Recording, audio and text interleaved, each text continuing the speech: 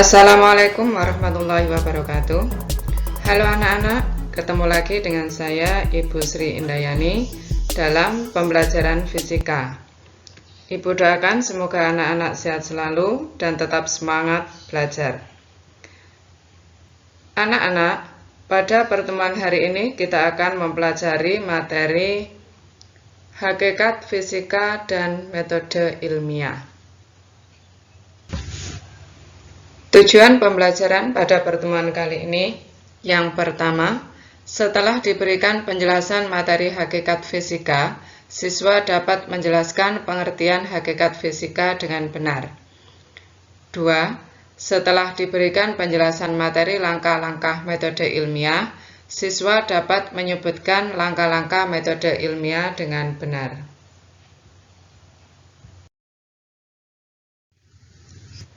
Baiklah anak-anak, sekarang kita mulai dengan materi hakikat fisika. Hakikat fisika ada 3. Yang pertama, fisika sebagai produk atau pengetahuan.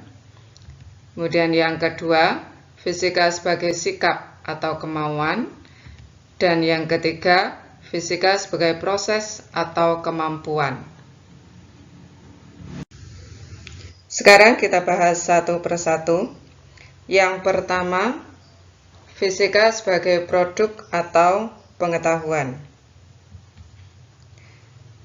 Produk fisika merupakan kumpulan pengetahuan yang berupa fakta.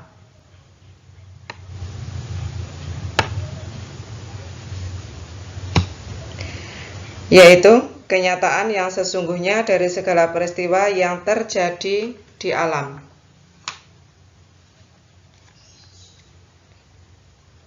Banyak sekali fakta fisika yang dapat kita jumpai dalam kehidupan sehari-hari.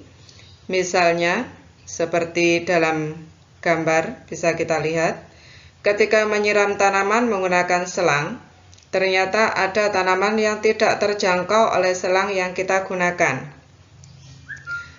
Maka kita dapat menekan ujung selang agar diameternya lebih kecil, supaya menghasilkan kecepatan air yang lebih besar, sehingga dapat menjangkau tanaman yang letaknya jauh. Produk fisika yang kedua yaitu konsep. Konsep adalah abstraksi dari berbagai kejadian, objek, fenomena, dan fakta. Misalnya, konsep tentang gerak. Nama konsep adalah gerak, sedangkan definisinya adalah suatu benda dikatakan bergerak jika mengalami perubahan kedudukan terhadap titik acuan.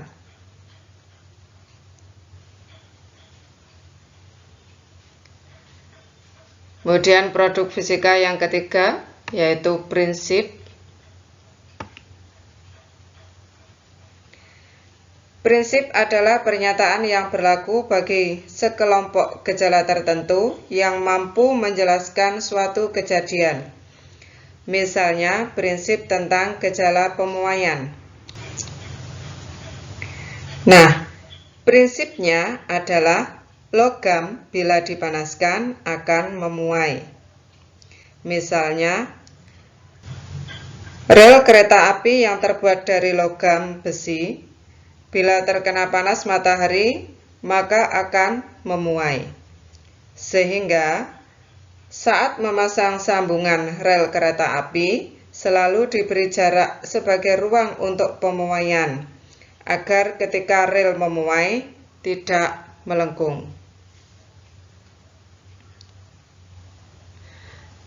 Berikutnya produk fisika yang keempat, yaitu hukum. Hukum yaitu aturan dasar yang menyimpulkan pengamatan yang dilakukan untuk menjelaskan suatu kejadian pola alam. Saat kalian mempelajari fisika di SMP, kalian telah diajarkan beberapa hukum fisika, misalnya hukum Newton, hukum Snellius, dan lain-lain. Produk fisika yang berikutnya yaitu rumus. Rumus adalah pernyataan matematis dari suatu fakta, konsep, prinsip, dan teori.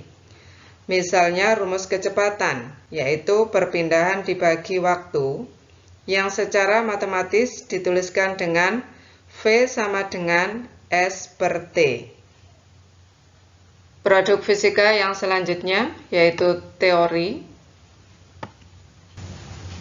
Teori yaitu penjelasan berdasarkan pengamatan yang didukung oleh hasil-hasil eksperimen.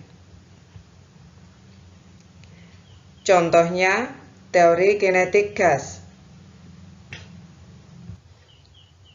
Produk fisika yang terakhir yaitu model. Model adalah suatu perbandingan mengenai suatu hal dengan sesuatu yang sudah diketahui dalam kehidupan sehari-hari. Contohnya, model atom Rutherford. Hakikat fisika yang kedua yaitu fisika sebagai sikap atau kemauan. Seorang ilmuwan, seorang peneliti harus memiliki sikap ilmiah, misalnya rasa ingin tahu dan penasaran yang besar, dan diiringi rasa percaya diri.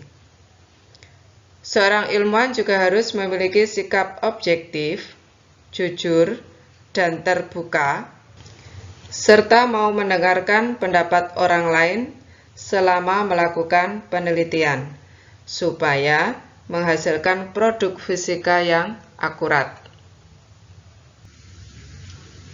Hakikat fisika yang ketiga yaitu fisika sebagai proses atau kemampuan.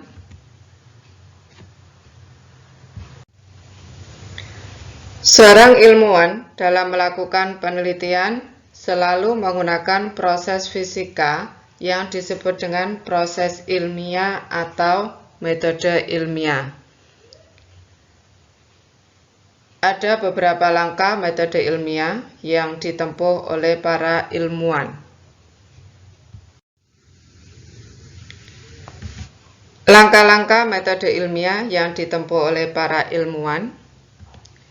Yang pertama, melakukan observasi atau pengamatan. Dalam melakukan observasi, bisa dilakukan dengan dua cara. Yang pertama, pengamatan kuantitatif, yaitu pengamatan dengan mengamati data berupa angka-angka. Misalnya, mengukur suhu air yang dipanaskan, maka hasilnya berupa angka. Itulah yang disebut dengan pengamatan kuantitatif.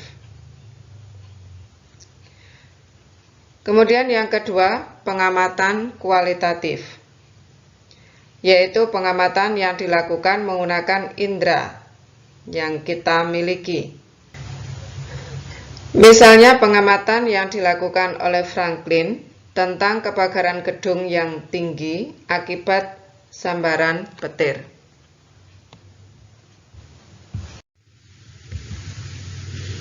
Yang kedua, merumuskan masalah. Dari observasi pada langkah pertama, kemudian kita dapat merumuskan masalah. Misalnya, dari observasi memanaskan minyak dan air, dan ternyata minyak lebih cepat panas dibandingkan dengan air. Maka kita dapat membuat rumusan masalah sebagai berikut. Langkah yang ketiga, mengumpulkan informasi atau kajian pustaka, yaitu mencari informasi tentang teori yang menjelaskan gejala atau fenomena yang sedang kita observasi. Misalnya, teori tentang karakteristik minyak dan air, sehingga menyebabkan minyak lebih cepat panas daripada air saat dipanaskan. Semua informasi yang kita kumpulkan, kemudian kita tulis sebagai kajian pustaka. Langkah yang keempat yaitu membuat hipotesis atau dugaan sementara. Setelah mengumpulkan informasi atau melakukan kajian pustaka, maka kita dapat membuat hipotesis atau jawaban sementara untuk rumusan masalah yang dibuat tadi. Misalnya,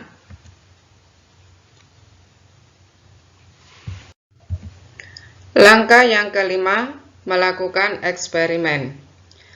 Dalam melakukan eksperimen, maka kita akan menentukan besaran mana yang harus dibuat tetap dan mana yang harus diubah. Untuk itu, kita mengenal ada yang namanya variabel bebas, yaitu variabel yang nilainya bebas diubah-ubah oleh peneliti. Misalnya eksperimen untuk mengetahui penyebab minyak lebih cepat panas daripada air. Maka variabel bebasnya besaran kalor jenis dengan cara mengubah jenis zatnya.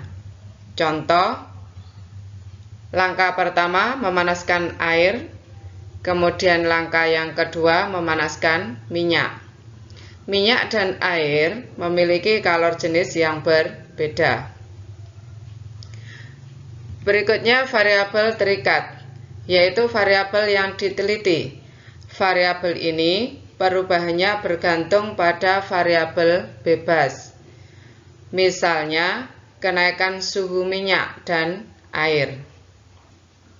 Yang ketiga, variabel kontrol, yaitu variabel yang nilainya dipertahankan tetap selama eksperimen. Misalnya, massa minyak dan air. Langkah yang keenam, menganalisis data. Setelah mendapatkan data dari hasil eksperimen, kemudian dilakukan analisis terhadap data-data yang diperoleh untuk membuktikan kebenaran hipotesis yang dibuatnya.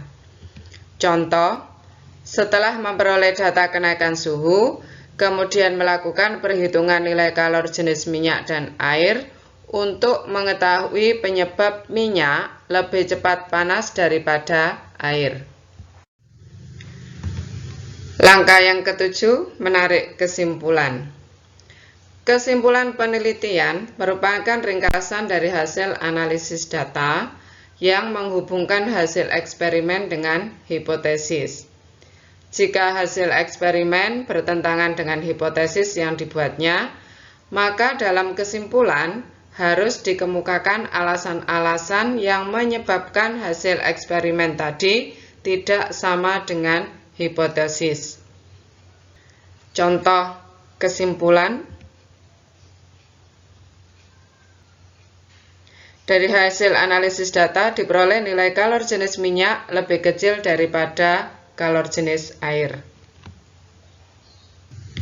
Langkah yang terakhir, mengulangi kerja ilmiah. Walaupun dari kesimpulan sudah diketahui bahwa minyak lebih cepat panas karena kalor jenis minyak lebih kecil daripada kalor jenis air, tetapi dapat dilakukan eksperimen lagi dengan jenis zat yang berbeda untuk menguji kebenaran kesimpulan tersebut.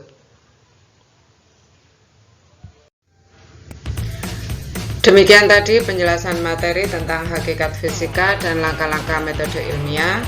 Semoga anak-anak bisa memahaminya. Pada pertemuan kali ini cukup sampai di sini dan akan kita lanjut pada pertemuan yang akan datang dengan materi keselamatan kerja di laboratorium dan peran fisika dalam kehidupan sehari-hari. Baiklah anak-anak, cukup sekian dulu. Terima kasih dan saya akhiri. Assalamualaikum warahmatullahi wabarakatuh.